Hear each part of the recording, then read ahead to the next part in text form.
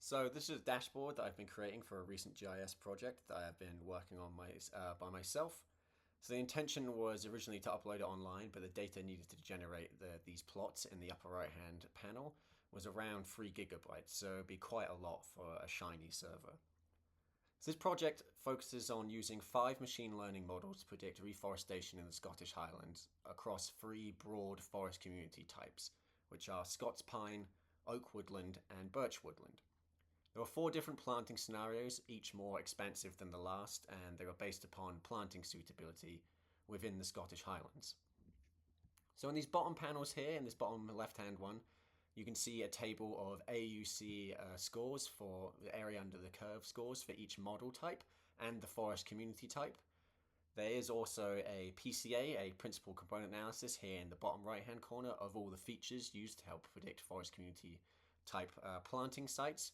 PCAs are great for reducing highly dimensional data sets down into interpretable data that makes it far easier, being in 2 dimensions. As for my panels in the top here, so the top left shows a leaflet map with all the areas of potential reforestation, and the data to the side here is all the environmental variables of all the cells that we can see in the map, and just all the environmental variables that are underneath those cells.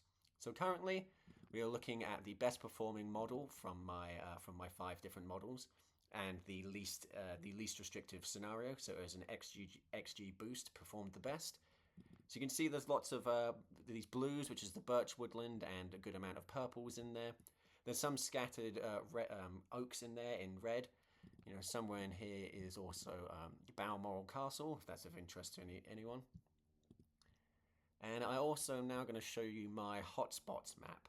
And so the hotspots map is around 65,000 hectares of land where all 5 models were in at least 80% agreement or above that these sites were either Scots pine, oak woodland, or birch woodland.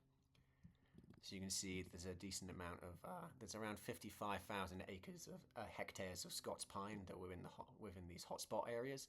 You can also see as I changed the map from the XG boost least scenario to the hotspot scenario that the environmental variables changed over here with it as well. So the manuscript I've been preparing is almost ready to submit at the time of this video, and I hope to have it published in the near future. Thanks so much for watching, and I hope you enjoyed my Shiny dashboard.